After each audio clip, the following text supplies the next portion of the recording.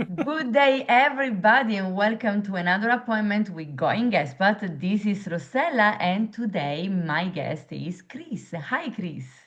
Hello. How are you? I'm doing great.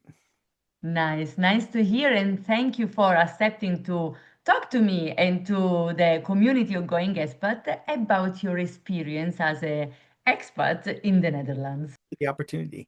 Moved to the Netherlands a couple of years ago from the US, right? Tell us a little bit more from where exactly you come from, where do you live now, and if you feel to share it, why the Netherlands? Absolutely, yeah.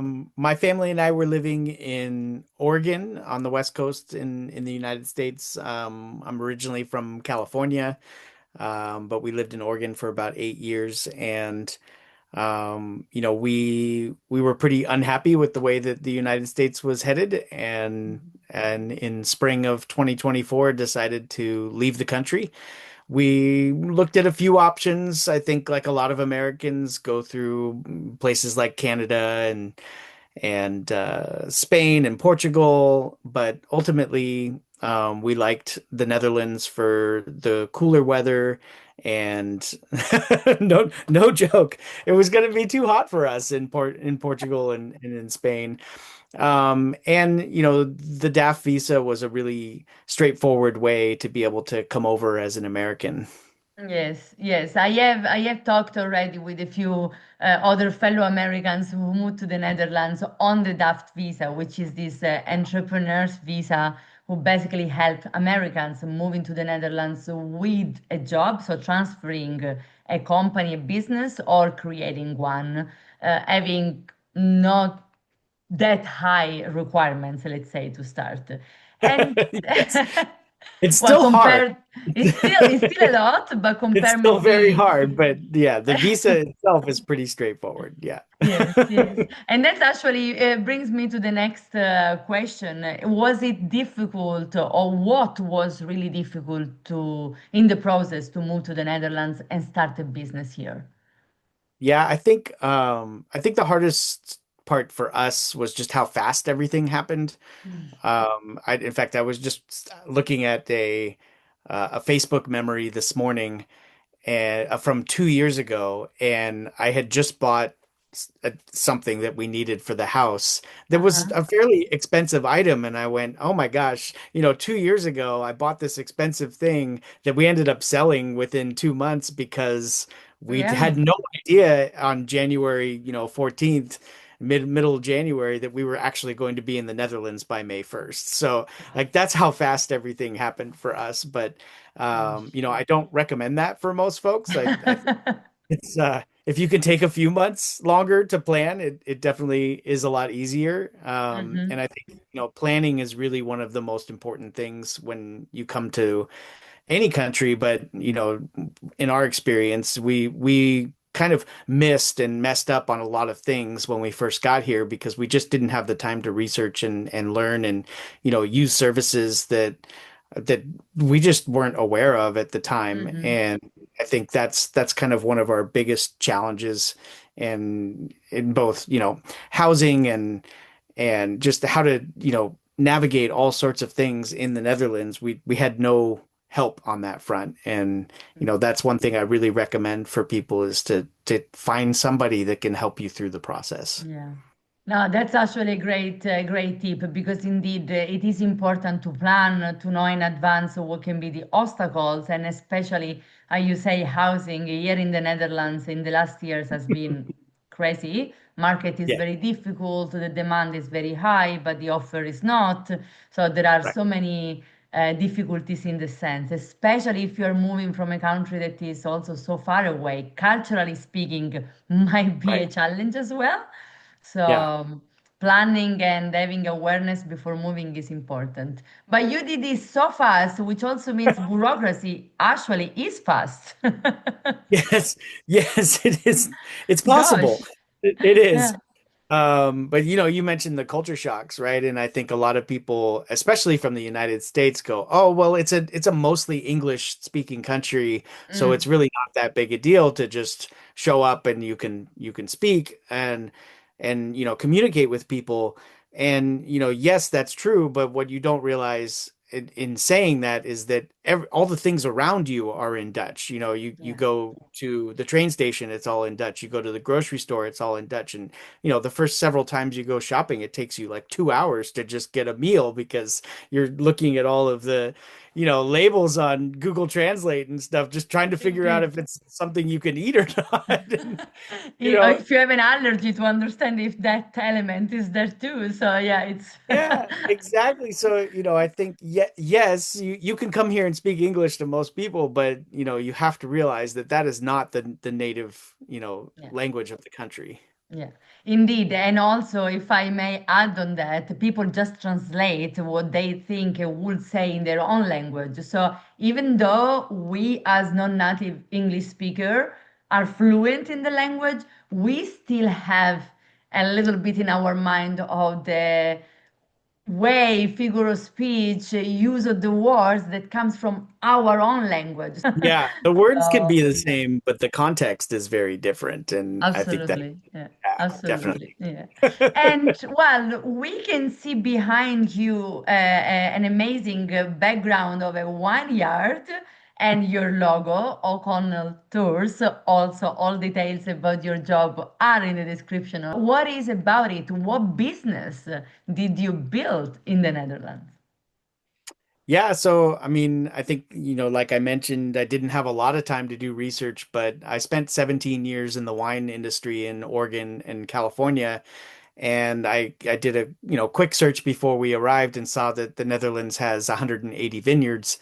And so I thought, well, there's my business. I can start a tour company and take people to wineries or, other tourist places like Heathorn or, see windmills and castles and all the kinds of things that, people see when they're here on vacation.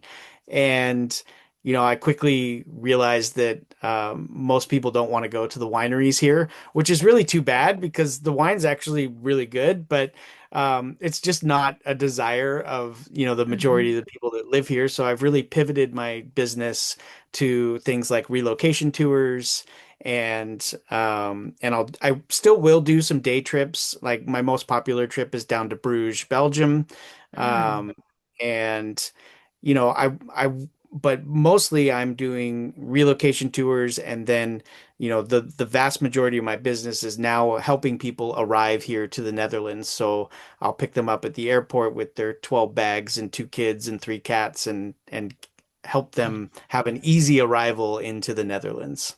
Yes, yes, and your job is very valuable. You are helping so many people. I guess everybody is very grateful. If everybody that is listening to us goes on Facebook groups or just Google Chris, I guess it's gonna be full of info people that say how amazing was your support for them. So that's actually great, and I really say it with all my heart because you deserve that. So It's Thank you. I really appreciate that. And it's I did a couple of, quick advertising on some of the Facebook groups when I first started, but now it's kind of got a life of its own and it's really wonderful to see all of these people that I've helped reach out and say you have to use Chris's service when you get here because it just makes it so much better and easier for you when yeah, you show yeah. up. And at first I was a little embarrassed with how much people were saying about my service, but I really feel strongly that I do provide a really great service for people. You do, you do. So, in fact, again, the contacts to get in touch with you are in the description of the video. If people you are scouting the Netherlands, you are moving, you need some support with moving and relocate from your place to the Netherlands or from one place to the other in the country or surroundings. Yes, Please have a look. Contact Chris in advance because he gets fully booked very easily and it's very true. fast. And since you are visiting the country so much, helping people here and there, so you are learning so much, not only because you live here, but also from the people that are around you you're working with, what it is that after 2 years you can say you like the most and you don't like about the Netherlands?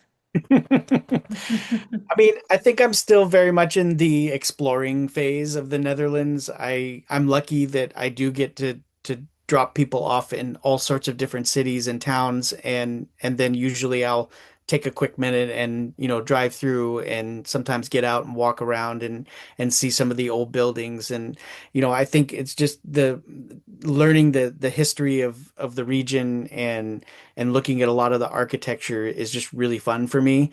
And with what I do, I have the opportunity to be in lots of different areas. I mean, last year I was in 7 different countries and drove 130,000 kilometers.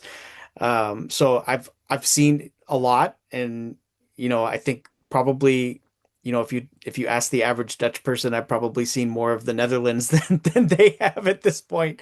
Yes, You I know. totally believe so. Yeah.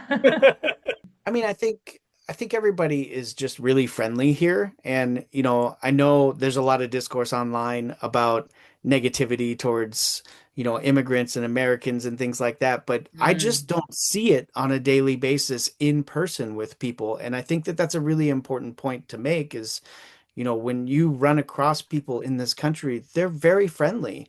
And, they may not be like, it's not friendly like the United States where they take a fake interest into what you're doing in the day or, ask you questions like that. But it's very genuine and just, have a nice day and, things that are just, I think, make me feel good about where I live and that there's mm, not a lot of, what I would consider hate that's going around mhm, in the daily life.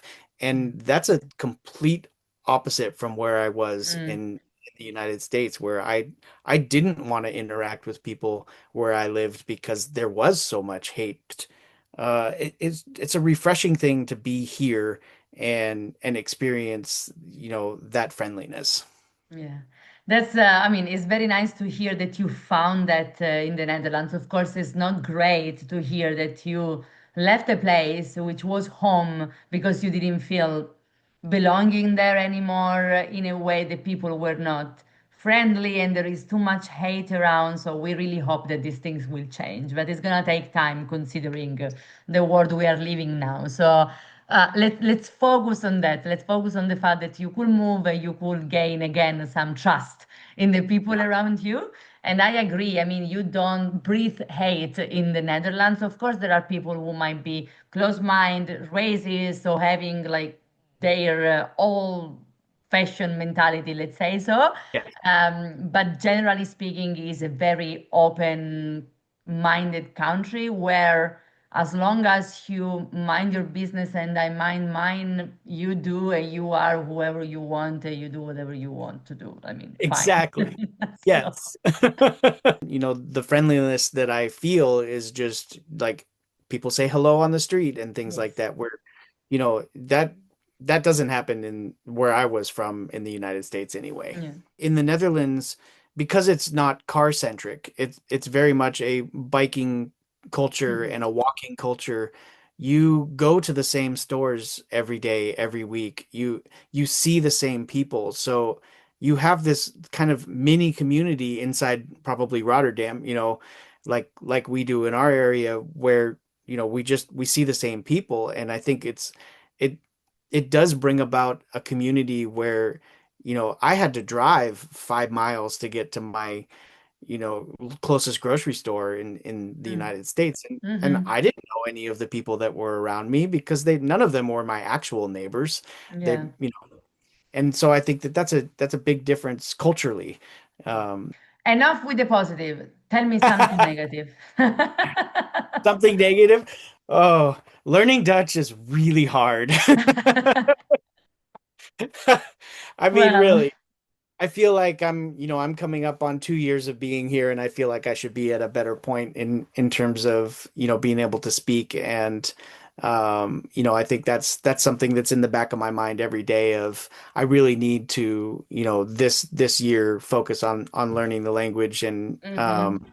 And I can get by daily transactions and go to the store Yeah. and do all of that in Dutch, but I can't have a conversation yet. And I think that that's, an important thing. And I would also say one of our challenges, which I think is unique to our area, has been healthcare.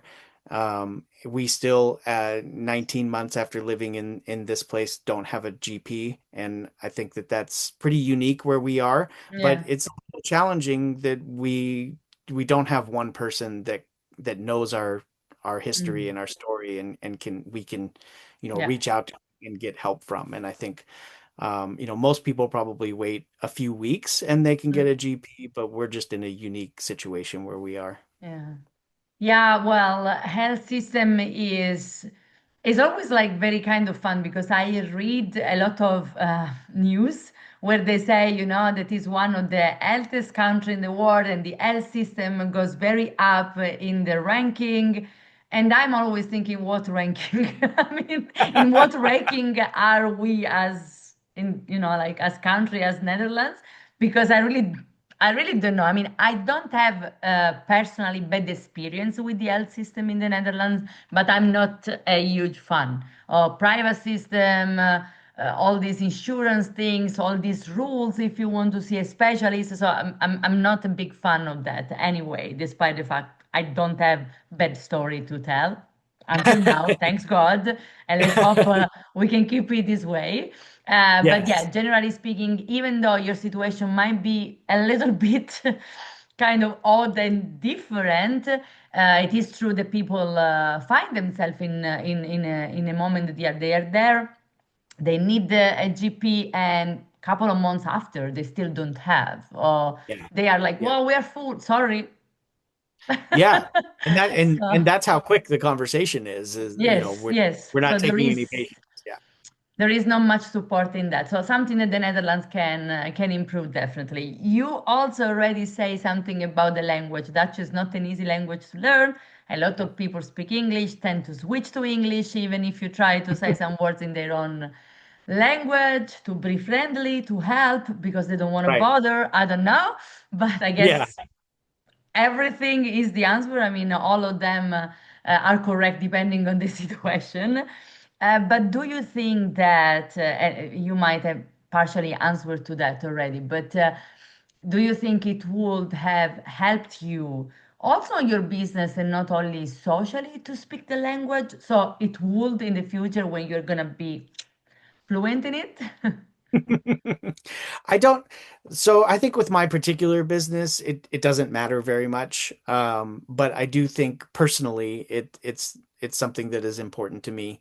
I do think that, if you're coming here and you're say the spouse of a DAFTer, or Mhm. you're looking for a job here that will sponsor you, it's definitely easier to find something if you know the language. Mhm. Um, but it's, there are jobs that you can get that are English only jobs, and they're less common, but they are out there. Um, and so I think, professionally, yes, I would absolutely say most people should be focusing on trying to learn the language as quickly as possible. But I think for what I'm doing right now, it's not that big of a deal. However, I don't have to do this forever. Of I course. have the option of, becoming a citizen in another 3 years. I also have, my wife and kids are getting German citizenship, which means I'll get permanent residency here, and then I don't have to be on DAFT. And so at that point, I can join the job market and get that Dutch work-life balance instead of, working 70 plus hours a week like Yes, I am right now. And yes, yes. so I'm not getting any younger. I would definitely like to have, a more stable thing to go Mhm. to every day. I think that at this point, though, after even just a year plus of doing what I'm doing, it would be very difficult for me to give this up because I just enjoy it so much. Yes. Well, as we always say, we grow with our business. So there might be ways to grow with it that don't involve necessarily you driving up and down and working 16 hours per day. And I really wish you to get to the point, and then having a Me better too. work-life balance and keeping your business. Last question, which is more about what's your tip to the people that are thinking or considering to move to the Netherlands, despite the fact that they could come on a DAFT visa or from Europe, from not European countries. What's your tip number one for fellow expats? Number one tip. Uh, at this point, I would probably say hire a makelar. It's it sounds it sounds crazy, but it really does make a difference to have somebody, on your side when you're looking for housing. And, I think online anyway, you see a lot of housing is impossible. Don't come here. We're overcrowded. And, yes, okay, there's some truth to that, but it's also, a great country and an open country that is, willing to take, immigrants and expats. And, I think if you have somebody that can advocate for you for a home, you're much more likely to get one probably even before you arrive. And that's a really huge relief to be able to show up and go straight to your home. Yeah. So usually that is my number one recommendation for people is to hire a makelar and get somebody to help you with the housing situation here. Yes, yes, And yes. Very, my own very personal is practical. I didn't hire a makelar, and I applied for 130 homes, and one of them gave us a contract. And so, it's learn from my mistakes. Like that Yeah, I mean, you don't have applying to for do housing this. in the Netherlands is like applying for jobs. So you probably get the It's job true. before You the. It's probably easier will. to get a job than to get an apartment right now. But indeed, it's a very practical, pragmatic tip. But it's absolutely right. Having somebody that can help you, that can advocate for you, and giving you also the right structure to follow in order to reach that point, it's Yeah. absolutely important for stress, for Yes. peace of mind, and because you know that somebody is taking care. It's a huge moving. It's not just a small step that you're making. So Yeah. absolutely, thank you for that. Okay. Well, All right. Chris, thank you so much for sharing a little bit of your story with us, for your tips, and also still good luck with your business. I repeat again, all the links to get in touch directly with Chris are in the description of this video. And if you have any questions, please feel free to write a comment or again to text us directly. We're going to be very happy to help you the way we can. Thank you so Absolutely. much. Yeah. Thank you so much, Marcella. Thank you. Bye. Bye.